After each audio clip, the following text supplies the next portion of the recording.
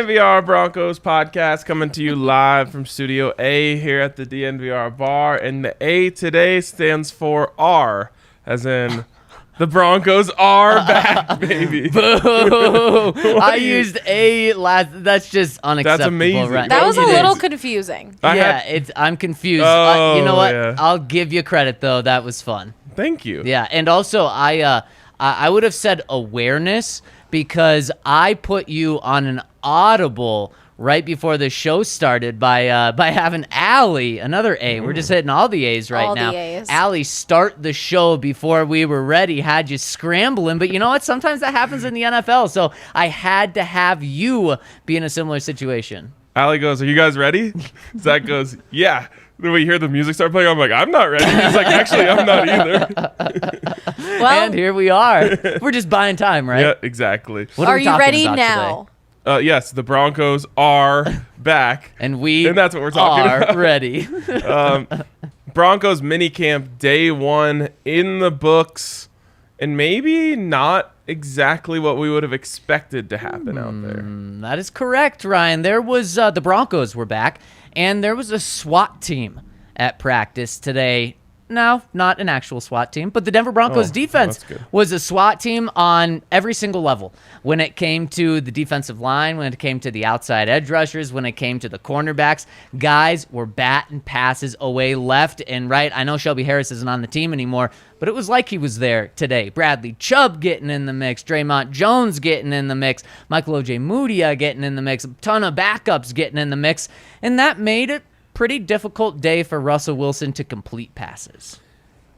And I don't want to overreact to this. Obviously, it's day 1 of minicamp, and it's not a overarching overreaction. I don't really care about who's winning practice day to day.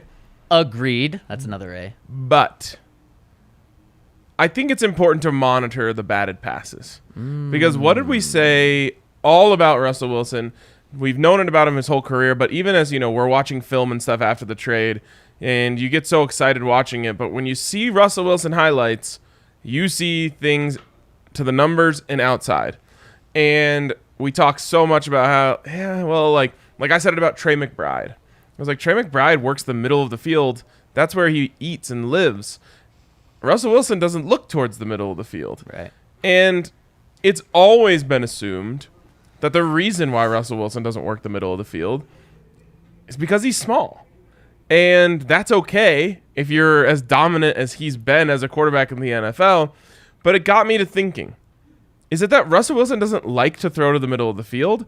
Or is it that Seattle realized that Russell Wilson can't throw over the line and designed an offense that doesn't go towards the middle of the field? Now, that would probably have to be a whole other film room to look. Are they even running routes there? Right. Or are they keeping everything outside, and really the routes that are going there are just decoys to, clear out a linebacker or something along those lines? So that's my instant slight overreaction is it's okay. Either way, it's going to be okay because we already know that Russell Wilson knows. It's not like you drafted, let's say, Kyler Murray a couple of years ago, and you're just now figuring out, oh, no, he can't throw over the line. Is he going to be able to succeed in the NFL? Right. Now, we already know he's going to succeed in the NFL. Right. But I'm wondering if Nathaniel Hackett and co. said, man, I think this guy can work the middle of the field, run the normal offense. And they're starting to realize, okay, maybe we do need to stay away from there. It'd be a little alarming. Another A. I'm just gonna see how long I can do this for. If they come to that conclusion that he can't throw, now it wouldn't be terrible, but it's not ideal if you have to eliminate the middle of the field. But Ryan, as you mentioned, Russell Wilson can have success even if he doesn't throw into the middle of the field. Now, I guess two good things. That there were two good completions, really two good pass plays today, both to Albert another A there, and both kind of in the middle of the How about field. Albert Okue? I like that. I like that a lot. Both kind of in the middle of the field. So first one was Albert started on the left, then crossed over the linebackers in between the safeties, crossing right after he got right about the right hash, Russ threw a nice little sidearm pass to him with so much zip. I mean, this was an absolute dart. The pass of the day, kind of around the right tackle, so he wasn't going over the right tackle. A sidearm dart. Alberto caught it and took off. Kareem Jackson in the game maybe would have caught up to him, but Alberto also might have took off for 55 yards and a touchdown there. So that was kind of in the middle of the field. It's not like but you're telling me perfect. it's around the right tackle, which means it wasn't through the pocket. Yeah, exactly. So that's his way of manipulating and allowing himself to work the middle of the field if he can't do it in a traditional way. And then the other one was in the red zone. Broncos at about, I think, the 5-yard line. And Russell Wilson buys time, and then finds Alberto in the middle, kind of the right hash again, middle right hash of the end zone. He fires another dart in there. Albert makes a catch for a touchdown. That was the only passing touchdown the Broncos had today, and they were working a lot of goal line situations, a lot from the 5, 10, and 12-yard line. A lot of running plays? About half and half. And they couldn't punch it in. Could not punch it in except for that one time. So, of course, there's always two sides to the story.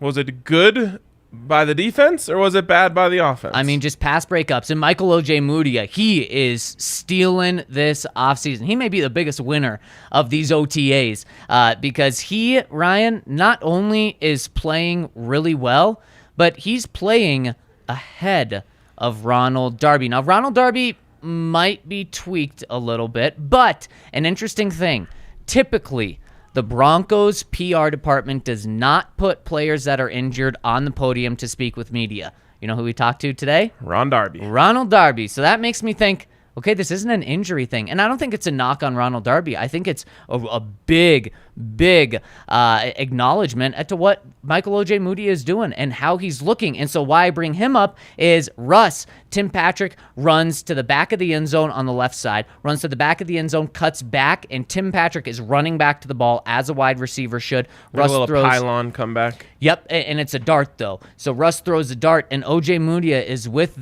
Tim Patrick on his hip the entire time. And even though Tim Patrick does it well and how a wide receiver should have, continuing to run to the ball, Ojemudia just runs a little faster, gets his hand in there, pops the ball out. That was probably the best defensive play of the day today, and he was running with the ones all day opposite Pat Surtain, and then you had K'Wan Williams in the slot. This is big because 2 years ago, Michael Ojemudia's rookie season, we kind of liked the way that he looked, if you guys remember. Yep. He got beat like everyone does. I think he got like smoked by Julio Jones. Like who among us hasn't been smoked by Julio Jones? Actually, I haven't. Oh, yeah, nice. really? Yeah. And you were a corner, so exactly. And he's on my team of Madden, so he can't burn me if he's on my team. And there he had his moments, his rookie moments, but all the while we were saying like it's pretty sticky though. Mm-hmm. He finds himself in good positions. He's usually on the hip of whoever he's guarding, and then last year, injuries, all that stuff just disappears off the face of the earth. Honestly, becomes a complete afterthought for everyone. Except for there was always like a few people pounding the the Michael Ojemudia, and I remember we were like, oh, he could be back by week 4, he could be back by week 6, and just keep pushing it out. When did he come back? At the end of the season. Yeah, like he had a 17 or 18. Yeah, he had a very good game to end the season, and that was it. And still, when we talk about this defense and what was going out and what was coming in, we didn't talk much about Michael Ojemudia, and I'm saying all this as a good thing. Because it's almost like you got like a free draft pick or something if he turns out to be a player for this defense. You just weren't expecting much from him, and all of a sudden you have a starter. That's a really, really big win for the Broncos, who, obviously lose Bryce Callahan, and you're just not sure what this secondary is going to look like. Yeah, 100%. And this is a great step in this direction. If Ronald Darby, he's on your team this year because you're going to pay him anyways. He had that 3-year deal, first 2 years guaranteed. So you're not going to be moving on from him. But if he's your depth piece, Ryan, then we're talking about this cornerback room being extremely strong this year. And we're talking about this secondary should be one of the best, if not the best secondaries in the entire NFL. And then so now all it's going to come down to is how good the defense is just how how healthy are the outside linebackers going to be? What type of production are you going to get from them? It would be huge news for this defense if they're running 4 deep at corner. And I assume Nathaniel Hackett, nothing but good things to say about him? Yes, exactly. Nothing but good things. His words were he stepped up to the plate this offseason. Okay. I'm very curious about what's going on with Darby. But what I keep coming back to is brand new coaching staff. We all remember the quote from George Payton to Vic Fangio, "I got you your corners." Mm-hmm. And it was Kyle Fuller. That's another one that you lose in the offseason, although he was benched, basically. It was Kyle Fuller. It was Ron Darby. It was Pat Surtain. Those were like the 3 additions last year. And Vic Fangio was supposed to be a huge boon for him. Doesn't happen. And now you have a whole new coaching staff, and it's very possible that Evero is just sitting there saying, "I like Ojemudia better for what I do." Mm-hmm. And he should absolutely get that call. Yep. And then why it's huge moving forward, Ryan, is right now I think the Broncos are slated to have $12 million in cap space next year. Again, they can manipulate the hell out of that, and they're certainly going to in their window of winning. And next year it's really going to jump and take that next level. But they only have $12 million in cap space. They want to open up some more. Signing bonuses to guys, but also if Michael Ojemudia is at corner, he's a starting corner on the outside with Pat Surtain as well. You got K'Wan Williams as well. You can save $10 million by moving on from Ronald Darby. After the season or before? After this season. What about before? Any before this season? There? No. Okay. No incentive. Because we're always looking for the surprise vet cut. Yep. Won't be him. I do not believe it'll be him. Okay. Tell me more. Who else stood out? You mentioned Ojemudia. Bradley Chubb, another good one, huh? Yeah, he's getting some pressure off the edge again. Garrett Bowles is back, and he's missed pretty much the entire OTAs, dealing with some family stuff. His family had COVID, he told us this past week, so he wanted to be there for his family. And today, he was back. Bradley Chubb getting under his skin. Not the first time we've seen that. It is not. Now, last week we talked about Bradley Chubb absolutely burning the left tackles who were rotating and burning Calvin Anderson on the right side. It wasn't so much burning today, but getting his hands up, disruptive, piling people, power driving people back into Russ. Russ was not escaping much today, and Bradley Chubb had a big hand in that. And how he was getting under Garrett Bowles' skin is he was able to jump but not go in the neutral zone and get Garrett Bowles to jump or have a false start. That should not be a false start, in my opinion. So you think the defense should be set? I don't think you should be allowed to coerce someone into jumping off jumping early. So you don't like when defensive lines will do that intentional shift you really only see it in college, but when they do that intentional shift right before the snap to try to get guys to jump? I actually do like that, and I think that should be allowed. Okay. Because you can spin that off as like this is a strategic thing that we're doing for our defense to get in position. This is just, you're jumping, you're messing up, honestly. If anyone has ever played offensive line, the idea, the amount of like tension that builds up in your body as you're getting ready to jump off the ball is terrible. I hate it. It was when I first started playing football, I started on the offensive line, and it was like the worst feeling ever. Your coach said, watch the ball, watch the ball, watch the ball. So you're like sitting there and you're almost like shaking because you can't move at all, which even that I think is a silly rule.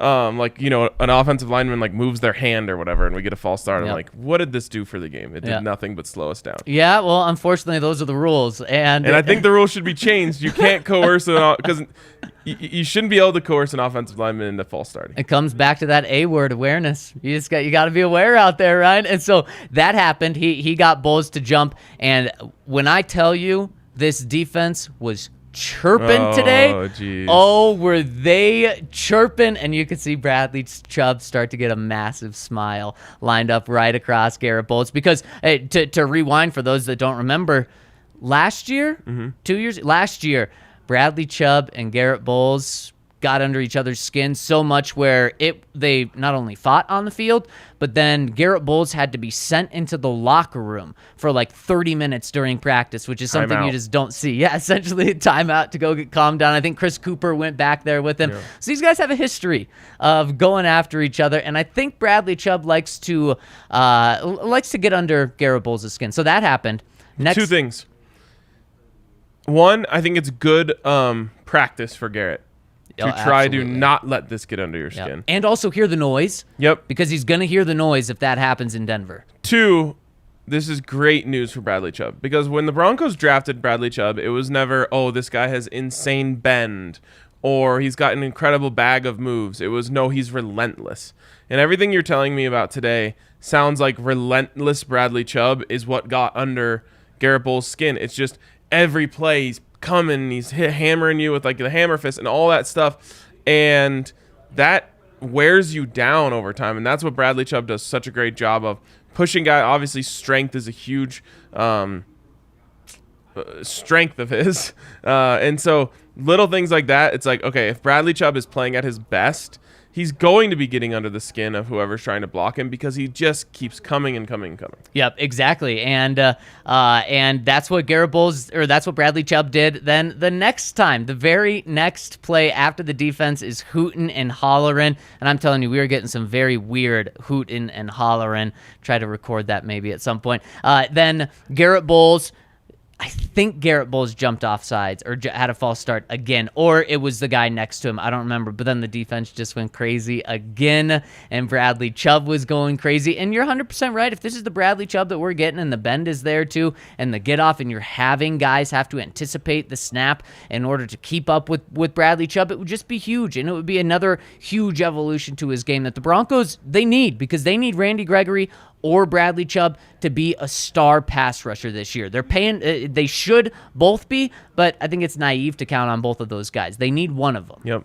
No one celebrates a false start like Bradley Chubb. Oh, and especially when it's against Garrett Bowles. But, I mean, if you just remember the games. That's like true. I've actually gotten on him before because I'm like, yeah, he has to use all of his sack dances for when someone jumps off sides. Or jumps false start. Yikes. Yeah, but you're right. And he was celebrating today, Ryan. And before we go any further, place to celebrate the Colorado Avalanche is here at the DNVR bar Wednesday, 6 p.m. We're going to be opening right around 3 hours before puck drop. So right when you get off work, maybe even take a little bit, take off work a little bit early to get down to the bar, get some food before, because this is the place to be for the Cup. It's going to be absolutely jumping. I cannot wait. I actually won't be here on Wednesday because I'll be at the stadium. Nice. Yep. How was the ticket process? I got lucky because I knew a couple people who had season tickets, and it was cheaper for season ticket holders to add on. So they'll give season ticket holders like a little pre-sale. Yep. And luckily I was able to get some from a season ticket holder. So didn't run me broke, but right. Not free. Close. At least. But I'm so excited. I was thinking about it. I've only ever been to one championship round game in Denver in my life, and that was Game 4 of the 2007 World Series, which obviously not exactly the most fun series to be at. No. Really cool to say you went. And then I was thinking, that was 15 years ago. Yeah.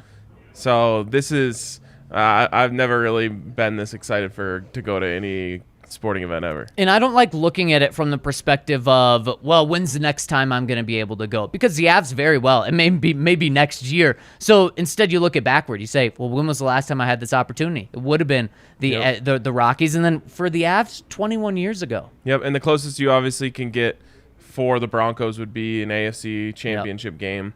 But it's just crazy. Like, basically, it's it's not quite a once in a lifetime opportunity, but they don't come around often. No, they certainly do not. But if you're not there and you want to save like hundreds and hundreds of dollars, then you want to come to the DNVR bar, where it's going to be absolutely crazy. Imagine how many Breck brews you could buy with the savings of not going to Ball Arena but being here instead. Just off the top of my head, probably 100. Yeah, and that's bar prices too. That's insane. And we're gonna have, of course, so much Breck brew here.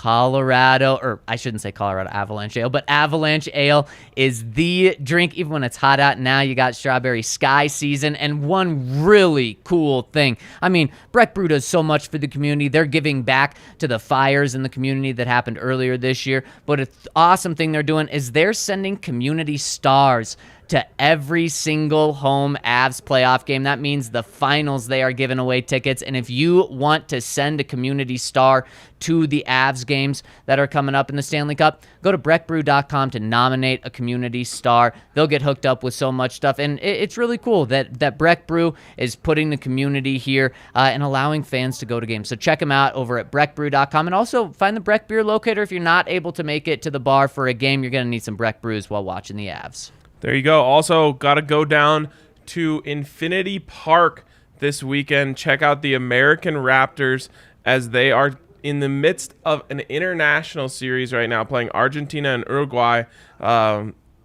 at Infinity Park, which is pretty cool to see, top-level international competition taking place right in our backyard. And it's a great test for our American Raptors, which, of course, is a experimental team. They're trying to take players from different sports who didn't quite make it to the top or stay at the top level and play. Now they're going to get to play against some international opponents. $10 to get in, and kids 12 and under are free. So if you're looking for something to do on the 18th this weekend, bring the family out there. Have yourself a day. Enjoy the sun, enjoy the beautiful weather, and enjoy some rugby. Absolutely. Enjoy some rugby. Really cool. They played this weekend against, I believe, Argentina. And it's still a ways to go for the American team, but it is really cool that they are this new team of new guys playing rugby going up against international teams. Yep. And of course, this isn't the USA national team. Right. It's just supposed to be a feeder team for them. Right. So these guys, hopefully you'll see a couple guys stand out that might have a place on the national team at some point. Yeah, really cool. And then, so Ryan, we were talking about right before the break, we were talking about how the defense likes to celebrate. There was one really fun moment at practice near the very end where the offense is at the 2-yard line, and they're trying to punch it in. And running plays, the reason we haven't talked much running plays during OTAs, Ryan, is it's impossible to tell how good the running plays truly are without pads, how the offensive line's doing against the defensive line. So 2-yard line, handoff to Javonte Williams. Kareem Jackson apparently thinks he is going to absolutely blow the play up. So he, after blowing the play up, he goes in the backfield behind line scrimmage and just looks at the offensive staff that's not playing and like the coaching staff and gives a little dance like this and a shimmying and clip it and having and actually stay tuned to I give the full dance and a full dance over at DNVR Broncos when we post our takeaways. Oh there. dear. Yeah, it's bad. I may have Ryan Green take that out. No, Ryan Green, keep that in for life. And then actually, I wish we were able to clip this next part or actually be able to record it, because the next play is the Alberto touchdown pass from Russell Wilson. You know who comes over and gives Kareem a little taste of that while Kareem is just standing there? Please tell me it's Russ. It's not Russ. Damn it. Justin Nathaniel Outen. Hackett. Okay. Justin Outen, even goofier, and he's doing that dance right in front of Kareem, and Kareem just sits there and just takes, shaking his head, kind of laughing it off. The next play, of course, the defense gets the stop. Kareem went right over to Justin Outen and was giving it back. And it's just a small thing like that. I mean, could you imagine Kareem Jackson doing that to Pat Shurmur last year, and then Pat Shurmur doing that to Kareem Jackson? Like, if Pat Shurmur did that, he would have won a lot of people over, but that just never would have happened. Even the best thing he had. Yeah. That's not the kind of motion that he likes. Right, exactly. No. He likes Jerry Jeudy getting conditioning. Yeah, wasted motion. Yeah. Wow, that's awesome. Mm-hmm. I love this. And I actually was worried that you were going to say Kareem, freaked out. Right. No. He just took it. That's great. That's great. I think this type of stuff, that's fun. Mm-hmm. Yep. And I think I talked about this last week. I'm like, no matter what, if you're playing a game against your friends and you're having fun with it, you're going to chirp, you're going to, talk trash, you're going to do all that stuff. It makes it more fun. It ups the competition. And that's what these guys needed. I really think that energy and vibes and all that stuff matters. And it couldn't have been worse last year. No. I mean, truly felt like you might as well have been at a library or a funeral home during practice. Yep, exactly. Yeah, no music, no fun, and it just was not fun at all. And one of the things, Nathaniel Hackett, Ryan, he's getting in there. He has a boxing glove on, and he's in drills trying to punch the ball out from guys. That's just something you don't see, not just from Vic. You just don't see that from mini coaches, and it helps him relate to guys. And this is mandatory minicamp. You're fined if you're not here. The one guy we've had our eye on for a long time that has not been in OTAs, Melvin Gordon. He was here today, and Melvin kind of getting his first time in the building for an extended amount of time.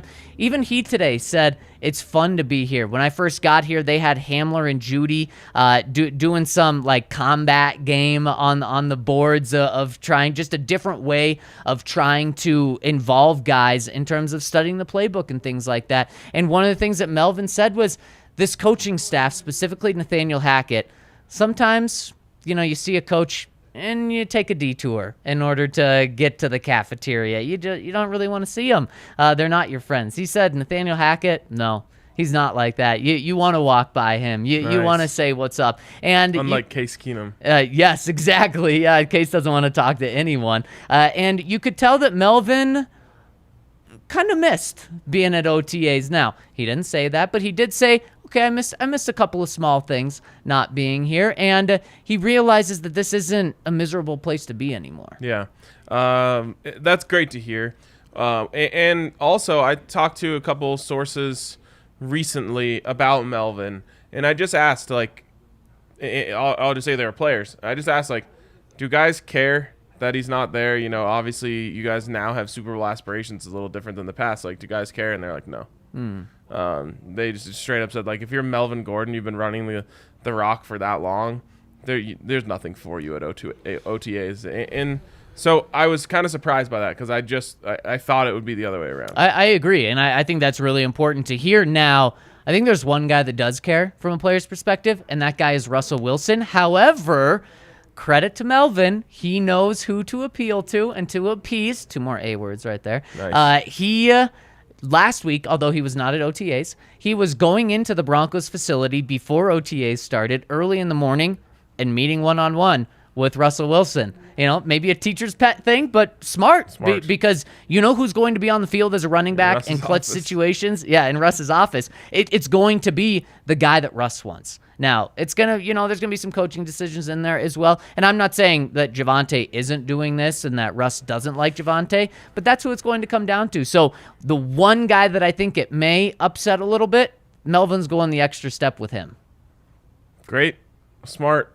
And it's true. Now, I don't think Russ would do this, but if Russ said, I feel more comfortable with Melvin Gordon in the backfield, he'd be the starter. Yeah, 100%. And he would get 80% of the snaps. Yep. If that's truly how Russ felt and what Russ told the coaching staff. Yep. And again, I just don't think he would. No. I also think Javonte is going to be a beast this year. And I know Russ is going to love that. But he does. That's the level of power that he has. Yep. And that's why you suck up to him. Yeah. It's smart. You know where the power is. It is very weird, though, to be in the building and then leave. Yes, I completely agree with that. And it feels way more normal if you're just like in California. Right, of course, doing your own thing. Yeah. And now when we saw Melvin today, Melvin, credit to him, when he's not at OTAs, and he says he's not an OTA guy, and we've known that, was not a surprise he wasn't at OTAs. He does do a good job of keeping himself in shape. Now, he still needs to pick up the playbook. It was pretty funny. He talked to us and said right after he signed, he was in the building, talked to George Payton, which I'll get to that in just a second, and he said, I picked up the iPad, which has the playbook in it, studied it for about 3 hours, and he was like, and now I'm here. And I was like, oh, I thought he was going to say like 30 days or something. Like every day. 3 hours something a day? Like that. Yeah, and so I asked him, how does this new system fit you? And I think he packed the most cliches in a single answer that you can ever do. Running the ball, running is running, throwing is throwing, catching is catching, and all of those things. Yes, exactly. Being tall is tall, and so he's not concerned with a new system at all. And I think he's going to be fine in it, in a one-cut system. Getting to the outside, he has speed there.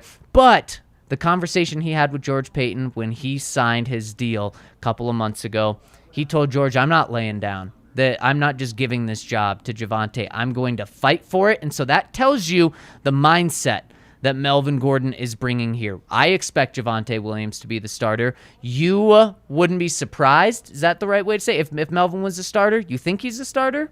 Going to be the starter? No, I think that by the end of the season, it's very possible that it's either a 50-50 or above for Melvin. Yeah, and so and that's the approach that Melvin's taking, and I think that that's the right approach to be taking. You don't want Melvin coming in here saying, yeah, Javonte's the starter, I'm cool as a backup. You want him to have that drive. I think it could be very interesting, though, if first 3 weeks of the season, Javonte's averaging 5.7 yards per carry, and Melvin's averaging 4.1 yards per carry. What does Melvin's mindset do then? And how does the dynamic look? Is it still 50-50? And I think that's just an interesting thing to keep in mind. Yeah. What do you think is the risk? I think the risk would be just a guy that still has that edge. And then isn't seeing the field as much. And that can, I guess what we'll see what that turns out to be. We heard Melvin, when he was with Philip Lindsay, say, no, we like each other, this is all great. And I do think they still liked each other. But we heard after the season, Melvin came out and said, yeah, it was kind of grinding. And I felt like I was in a competition every single day with Phil, and I was focused a little more on that than I should have been at times. I think that's something that could creep in again. You know him a little better than I do, so correct me if I'm wrong here, but am I crazy in saying there are some similarities personality-wise between Melvin Gordon and Emmanuel Sanders? I could see some similarities. And we saw what happened with Emmanuel Sanders when he didn't think he was getting the ball enough. Right. That's very true. And I'm not saying that that's a one-for-one comp, yeah. But I feel like, they're guys who can be really chill, really cool, really laid back, and then also can be a little bit of a diva. And that edge is so good when things are going well. Yes, and of course. You have to have guys that have that edge. It's just about managing it. And that's something that may be one of the biggest behind the scenes things that Nathaniel Hackett is going to have to manage. Not just Melvin himself, but that running back room. Not only keeping both guys happy, but also doing what's best for the team. How about also the receivers? I mean, that is a big part of Nathaniel Hackett's job, is managing personalities. That's essentially what being a coach is. Yep. And you got Javonte's not a big personality. He's just a badass. Yes. So you have an awesome running back in him. You have a personality, certainly, a big personality that you're managing in Melvin. You have a big personality that you're managing in Jerry Jeudy, Tim Patrick, and Cortland Sutton. There's only one ball. Yep. And we know that ball's going in the air a lot. Yes, which means carries are down from the jump. And if one guy, it's going to be really interesting to see how Nathaniel Hackett handles that group. Because I think in the end, the pass catchers are going to be happy. All three. Yep. Plus some. Yep, I completely agree. And today, I know this was just because it was his first day back, I don't believe Melvin Gordon got a single handoff from Russell Wilson today. They're making him work his way back, which I think is fair, and I think is right, and I would say that for anyone as well, maybe outside of Russ, but Russ would just never miss an entire OTA period. And so you saw it was every single other running back, I believe, except for the tryout player, got a handoff from Russ today. And so it's going to be interesting tomorrow. Do they make him work his way up again all throughout mandatory minicamp, or is he getting some reps tomorrow? That'll just be a small thing to follow. Tell me more about the tryout player. It's the Colorado kid, Max Borg. Oh yeah, Max Borgi. Borgi, yes. I just didn't know how to say his last name. Yeah, he's there. Broncos have about 5 tryout guys, and it's cool they brought a Colorado guy in. Yeah, he was nasty at Washington State. Yes, he was. Did he have an injury, or why did he? I can't remember honestly. Yeah. But sweet pass catching back. A little bit of a bag of moves, kind of like Christian McCaffrey light. Ooh, I like that. Someone to have around at least for this week. Yep, I think he was committed to CU and then decommitted. You mentioned wide receivers, Ryan. Like I said, Cortland didn't do much today. Tim Patrick, the most notable thing from him was that pass breakup that OJ had on him. Jerry Jeudy not practicing, was out there. Didn't expect him to practice. It's the right decision with that groin injury he suffered last week. KJ Hamler And maybe this is something we dive deeper on later in the week, but Ryan, he was doing a lot at the beginning of the offseason, and we were all saying, whoa, should we now maybe counting on KJ Hamler a little more, because we're always in the very reserved role with him of until he's on the field, we don't want to count on him. He's taking a big step back. Now, maybe that's just the way the Broncos are managing him right now, but the past 2 or 3 weeks, he's been doing significantly less. In fact, today he left practice in the middle of practice, and it didn't look like an injury while he left, but he put a backpack on and literally walked across the parking lot and went in the weight room. I don't know what he was doing. I personally have never seen a player do that. I thought it was very interesting that I don't know why he did that. But again, it could just be the Broncos trying to manage him. But something to keep an eye on because he was doing more earlier in the offseason. I'm actually cool with this if it's a strategic load management type of thing. Because I am so worried about KJ Hamler's hamstring. Straight up. It's the worst part about it is there's no predicting when or how or what is going to inflame it. And I'll touch wood and just say I hope it's absolutely nothing. But to me, every route run is a risk.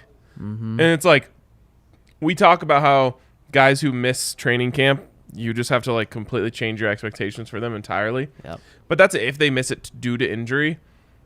I almost would be willing to say like give KJ Hamler 3 plays a day and just tell him to pack it up. Yeah. Because there's just no point in overworking him to the point where he tweaks something again. Unfortunately, what you're describing to me sounds like someone who might have already tweaked something again. And now you have to kind of change your approach. But if this is a load management thing where they're just saying like, hey, dude, we need you in September, so there's no point in us working you too hard now, I kind of like it. Yeah, and it would be smart. It would be smart. That's just something to keep an eye on. And speaking of injuries, Ryan, at the very end of practice, they actually called practice a little early because Tyree Cleveland went down after jumping for the ball, came down. I didn't see exactly how he fell, but it was a leg injury. He was in so much distraughtness, and they carted him off the field. And Nathaniel Hackett stopped practice early, just like literally 2 minutes early, I think. Right after practice ended, he ran over to him. And Tyree Cleveland, I just feel so bad for him because it seems like it's a significant leg injury. And what sucks the most is like he obviously needed a really big offseason to make the team. I guess you could silver lining it and say that if you get injured, you can't get cut if you're injured. Yeah.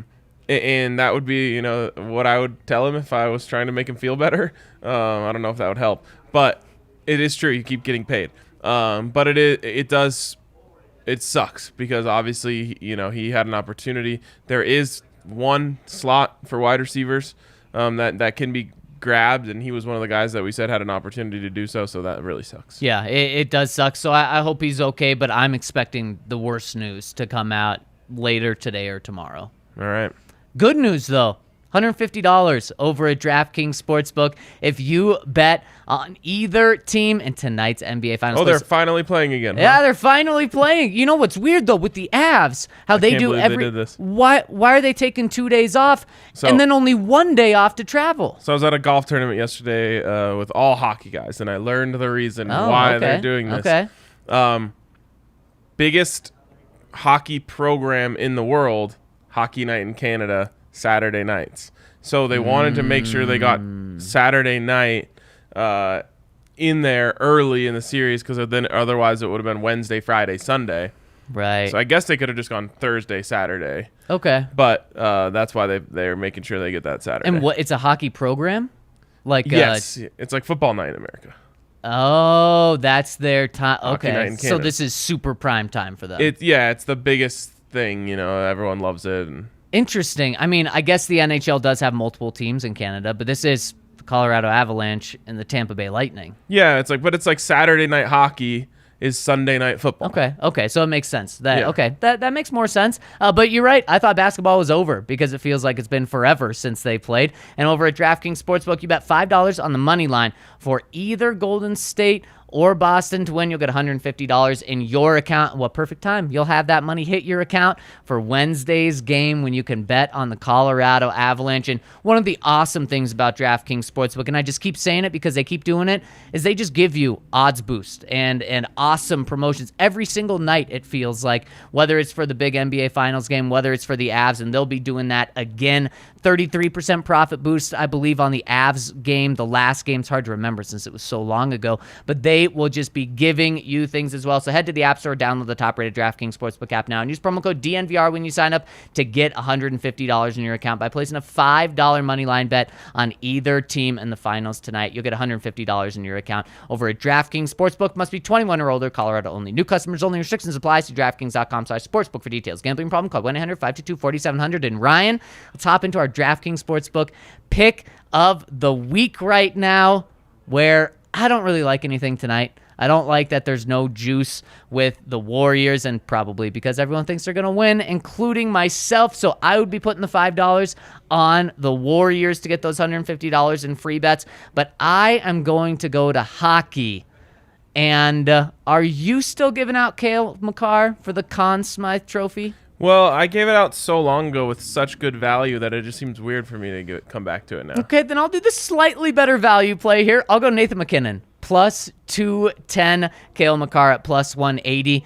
Both of these guys can absolutely win this. Both of these guys are going to be stars. And why I'll give McKinnon the slight edge here is when he turns it on, Ryan, there's no stopping him. And we've seen that in multiple instances in this playoffs as well. So give me Nathan McKinnon plus 210. That means the Avs are winning the Stanley Cup, and that means Nathan McKinnon is going to ball out. There you go. I like it. Zach, you know how I often talk about the difference between premonitions and predictions, right? Yep. Premonitions are just something that came to me that I can't control. It happened, and I can only convey the information to you guys, and you can take with it. I'm not saying this is my prediction. I'm saying this is what the higher powers have told me. About 2 to 3 weeks before the hockey season ended, I had a premonition, a dream, that the Avs just mowed through the entirety of the Stanley Cup playoffs and hoisted the cup. So far. We're here, Yep. and it's been correct to this point. So Yep. I'm going to keep riding with that and take Avs minus 1.5 games in the series at plus 110, meaning they've got to win in 6 or better.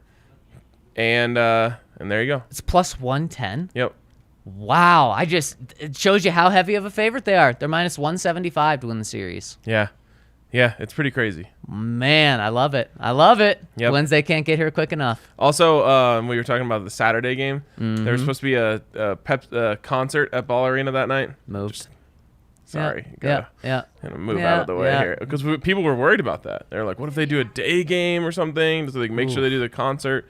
Nope, they did the right thing. 6 p.m. games for every single game. That's how it should be. Sorry to anyone who had tickets to like Carrie Leon or something. Isn't like it? that. It's not even like pushed till next week. Isn't it pushed till like mid-October? Well, they probably have to. Yeah. Yeah. I mean, it depends on her availability. Right. I think it's her. I only saw the name once. That's tough, but it's what happens when you have a Karen Leon. singer. How? Honestly, props that she's playing Ball Arena. I've never heard of her. Neither of you, and neither has Allie. Yeah, singer-songwriter. I'm sure she's great. I'm sure he's great. I'm sure he's great. No, he's from Mexico. Wait. Okay. How do you spell the name? Oh, we're getting Allie with a microphone. Finally. The expert here. Don't say finally. It's Carinleon, and it is a So maybe it's like Spanish Karine? musician. Okay. Karine Okay. Leon. I'm sure it's That beautiful. makes more sense than I'm sure Karen. it's beautiful. I'm sure it's great too. And like I said, shout out. They've got a huge fan base somewhere. It's just somewhere. And Yeah, shout out. tickets are pretty expensive to the concert. I bet if it's a ball. Exactly. Yeah. I mean, you can put 20,000 people in a stadium. Very impressive. It says average ticket price $267. I would Wow. bet on myself liking this music. I wonder if you here knows who it is. I don't know. Let's ask. Is he in the house right now? No, I don't know. Oh. Oh. All right. A shout out to our friends over at Athletic Greens as well, because you're going to be glowing. You're going to want to be glowing throughout the playoffs. You're going to want that Athletic Greens glow. And what is Athletic Greens? Well, Athletic Greens gives you 75 high-quality vitamins, minerals, whole food source superfoods, probiotics, and adaptogens to help you get your day started right. All it is, one little scoop. You keep it in the fridge. You wake up, put it in a glass of water. I think it tastes good. I think it's a little citrusy. It's green, but it tastes good. It helps you. It helps everything about your body with those probiotics. They really help your gut, gives you a glow. What'd you say? They help with nails as well? Yeah, shinier nails. That's what Eric claims. Eric claims they help his shiny nails, so we love that. If you want shiny nails. My biggest thing is it makes you feel like you got a dub in the morning. Like you start your day off. You're just like, dub. I did something good. You know, you're like, I got my greens in. Yep, and it's less than a cup of coffee. It's less than your average cup of coffee, and it has 7,000 five-star reviews. So many people have tried it and put their stamp of approval on it, and so have we. It's also healthy, paleo, gluten-free, keto. It checks every single box that you want. And if you use the code D, if you go to athleticgreens.com/Broncos, you will get a 1-year free supply of immune-supporting vitamin D and 5 free travel packs. So check them out over at athleticgreens.com/Broncos. All right, I didn't see any super chats. Am I incorrect? All right, let's move on then. It's mariachi music or rancheria music. I told you I would like that. I might. As soon as we're done here, as soon as I'm done with work, going on the balcony, turning this on. Oh my God. I have a brand new bottle of like nice tequila. Ooh, Pour there that we go. on a little bit of ice.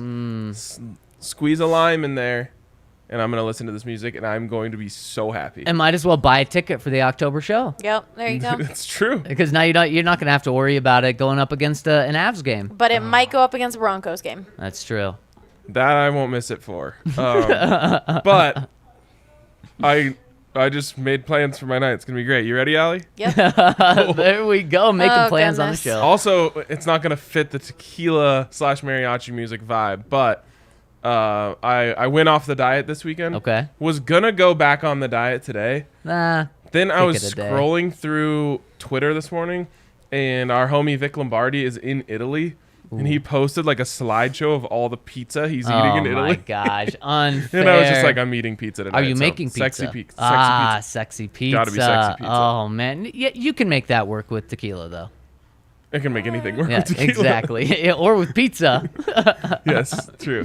Shall we hop into the comment section? Let's do it. Maybe people have some recommendations on music. We'll find out. First one coming in from Melvin Broncos says, my boys just going to try to get RK on board with a new stadium. Imagine this, Ryan. Good luck. 100,000 plus seats, a retractable roof, state-of-the-art screens and sound system, shiny new Denver media rooms, and one for DNVR to broadcast after game shows, even an in-stadium DNVR bar, a monorail, light rail from the city center to the new stadium. Dreams are free, gentlemen. Who knows what a Walton future brings? Cheers and go Avs. Why can't we build that in downtown? Melvin Bronco, where's your response? Yeah, I mean, I'm not against the idea of a new stadium. I have actually no attachment to Empower Field at Mile High. I think it was actually a pretty ugly designed stadium, if I'm being completely honest. But I have the most attachment to the stadium being in downtown. So mow down the stadium just like you did to Old Mile High. Build the new stadium where Old Mile High was. Make this the parking lots like you did then. Just redo the whole process. And you can join forces with the Cronkies, combine all that land, and have Denver sport. People keep talking about Broncos land. How about just Denver sports land? I love it. That spans across the highway. There's like a walking bridge that goes underneath it, or I guess a walking tunnel it would be. There are that already is there. So I'm in on that. I'm not against the new stadium. I just don't want it in the boondocks. Now, I love your honesty, but you're going to have to be honest with me again right now. Do you think there's a chance that Rob Walton builds a new stadium in downtown? Yes. Really? I think there is a 1% chance. 1% chance. Okay, so yeah, it's not going to happen. It's not, and I'm slowly but surely coming to terms with it. But I'm going to be re-mad all over again the first time I have to drive out there. And the thing is you're not going to think about it this year because they're going to play in the stadium, and then right when a great season wraps up, they're going to drop this news on you. We need like at least one more Super Bowl run before in downtown. Well, and they should absolutely. It will be a failure on the organization if they don't have a Super Bowl run before a new stadium opens. Because we're talking 5 years away. Yeah. I don't know how long did the LA stadium take. It's a good question. I feel like it was that long. Did the Bills announce this year that they were doing a new stadium? Yeah, I think it was this year, and I think they're trying to open it by 2026. There's nothing that is less interesting to me than people posting updates on the construction of a new stadium. Oh, like the outside, just like a picture, right? What I'm interested, I want to see what it's going to look like. So all the pictures of what they think it's going to look like, but then otherwise. Oh, yeah, I like the renderings. Right? Yeah. Yes. Yeah. I also think what is it? Groundbreaking ceremonies are absolutely ridiculous. Some stadium just did that, and it's a bunch of people standing in a deserted place with some dirt. Yeah, this is great. I guarantee you there's like men in suits wearing hard hats. Yeah, holding the shovel. That's rough. And Russ is going to be the one breaking ground too. I make a whole stink about putting people in suits to talk about sports. But putting people in suits to talk about construction might be even worse. Putting sports people in suits to talk about construction. Yes, that is even worse. It's about as bad as it gets, and that's probably going to happen fairly soon. Speaking of the new owners, Ryan, are you surprised that Russell Wilson has talked to all 4 of the people in the ownership group already? No. Yeah, not I would at all. assume he probably talked to them before they even owned the team. You may know this, or you may be able to... What I want to know is Russell Wilson invited to the secret party that took place after the purchase became final. So I heard some conflicting things that secret party wasn't actually with the Broncos. It wasn't involved with the Broncos at all. It was just something else. Just a Walton thing?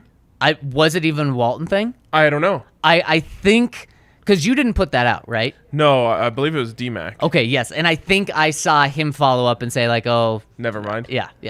Did you see what I said about it? What did you... I think I saw your thing, which was... It was a joke about it, right? Yeah. I was like, I can confirm a snowy owl just landed on my porch wearing 2 Rolexes and unraveled a scroll with my invite.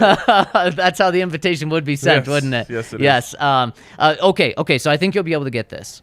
Russell Wilson and Sierra are at a restaurant last Tuesday, a couple minutes before the news breaks that Rob Walton is going to buy the team. Yes, that was it. Greg Penner, of course, one of the people that's going to be running the team in this ownership group, gives Russ a call to talk to him about it. Where are Russ and Sierra having dinner? They're in Denver. Los Dos. They're in Denver. It's not Los Dos. Okay. No. I thought you were building a narrative Right. here. No. Not Los Dos. And you really, I'm sure you like this restaurant. I can't confirm, but you love this food. I love all food. That doesn't narrow anything So down. think of bougie. Okay. Think of nice. Sushi Den. Bingo. Sushi Den. Yes. So Russ and Sierra are sitting at Sushi Den, and Greg Penner gives him a call to give him the news that he's his next boss. I'm always blown away that these people go out to dinner. Yeah. It's especially like That's Sushi a Den normal is place, yeah. very well known, popping all the time. It's kind of, I've never seen any like high level Denver sports person out to dinner. And I just feel like I go out to dinner in Denver all the time. Like, I feel like I should at one point cross paths with like Nathaniel Hackett at dinner. Right. Because every time I hear they go out to dinner, I'm like, do they really? Right. I think the one time that this happened to me, I was at private rooms in these places. So this is what happened here. North in Cherry Creek, it's an Italian restaurant. I was there for my 18th birthday. I had my back toward the private room, and my buddy was sitting across from me, and Chauncey Billups is walking back from the private room out to the front exit, and you got to walk through the whole restaurant. And my buddy goes, Chauncey Billups is right behind you. And he says it like that. And I'm like, no, he's not. He's like, Chauncey Billups is walking right behind you. I'm like, why are you saying it like this? And he's like, what? And then sure enough, Chauncey Billups walked right by, and he was like, I wanted to play it cool. And I was like, oh, okay. I guess that makes a little bit of sense. Yeah, I mean, one time I stood next to Ubaldo Jimenez at the urinal at the movie theater. Was it a trough? Nope. Okay. Nope. I guess Russ and Sierra just at Sushi Den? That's what he said. You got to think there's a back room for him, right? Gotta be. Yeah. I guess they do have, like, sushi places sometimes have the, like, traditional room, like sushi rooms that are, like, closed off. Okay. So that's probably where they are. That could be one. Yeah. It's got to be. So Russ already talked to all 4 owners. I wonder if Russ would have been, if there was that party. Is he, like, the one player that gets invited?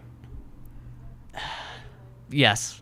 I think. How many other players do you think on this Broncos team right now have personally talked to all 4 people that are known in the ownership group? Maybe one. Justin Simmons? Mm-hmm. That's what I would have said to him. Probably not. I don't think he's. so. I don't think he's talked to him, and he's already sat down with these guys too. In fact, Russell Wilson sat down with Rob Walton when he came to visit the team before even buying them. Russ is on his list of people that they're meeting with. It's a little weird. Russell Wilson isn't really a player. No, he's whatever he wants to be. And Justin you know Simmons, when we talked to Justin Simmons, he called him an A-list celebrity, and I think he was just right about, like, that's what he is. In 5 years, if Russell Wilson is still here doing well, he's going to essentially he's going to make personnel decisions as well. Yes. And coaching decisions. Like, he's going to dictate what the team's doing on coaching, and then obviously he's the most important person on the field. Yep. And that's just the way it is when you have a quarterback that's that good. And you give them that. As a head coach, Nathaniel Hackett gives him that. George Payton allows him to be in those conversations about the draft and who to sign in free agency. In the comments, 5280 Hazy says, I saw Champ Bailey at Red Lobster. Wow. I wouldn't have thought he'd be at that sort of seafood place. And that's what I was just thinking to myself. Like, am I not going to bougie enough restaurants to run into these people? But, like, if they're at Red Lobster, like, you know, right. Like I go to, like, Uncle. I posted about that the other day. Yeah. But, like, if they're not, the Broncos and rich, famous people in Denver should be eating there. Yes, they should. They should. Man, I don't think there's a private room in Uncle, though. I mean, there's not anything on the walls. So, at the original Uncle, you might not even get a private table. That's very true, yes. Yeah, that's true. But I did see Calvin Booth at Uncle once. Oh, did you? Does that count? Recently? He wasn't the GM yet. Okay, wasn't the GM. Yeah, you still saw him. He was so nice. He was just sitting by himself. Again, this was at the OG, so we were just at the bar. He just was also like at the sushi bar. Wow. I guess the ramen bar. One of the people. Yep. Do we think he's doing that now that he's a GM? I think so. Okay, he's one of the people. Yep. I like that. You know what? And I can see George Payton doing that as well. After he left, the guy who was like working there was like, yeah, he comes here at least once a week. Wow. Like, yeah, well, you just gave away the secret of where to meet the Nuggets GM. I guess so. I don't even know how we got here. We have one more question, I believe. It's coming in from SB Madden. Says, "What's up, team? I wanted to reach out asking for DNVR listeners to also support YouTube creator That's Good Sports. He is a Denver-based Broncos fan who makes great comedy and news content about the NFL in general. He recently had a baby and often raises money for charities, such as over $3,000 for the Alzheimer's Association last week. Thank you, DNVR fan, for everything amazing you do. Please go check out his channel if you have a chance. Let's ride. Go Avs. Live and breathe DNVR. Speave out." Yes, we all know Brandon Perna. We do, and he is great. Yes. Yeah, and That's Good Broncos is actually part of our network. Love it. So we're very, very familiar with Brandon Perna. That's Good Sports. That's Good Broncos. He's one of the homies. We've had him on the show before. We'll have him on the show again. Yep. But yeah, I mean, I don't disagree with any of that stuff. Yeah, he's great. Completely. He's great. That's Good Sports is great, and Perna's hilarious. Yes, absolutely. And he's a riot. He is. Anything else? I think we got it all. The good, the bad, and the ugly from today's practice. There we go. That is going to wrap it up for us today on the DNVR Broncos podcast. Appreciate you guys so much for tuning in. Hit us with a thumbs up on your way out. You can also subscribe to our channel so you never miss, and even sign up for alerts. But we will catch you tomorrow on the DNVR Broncos podcast.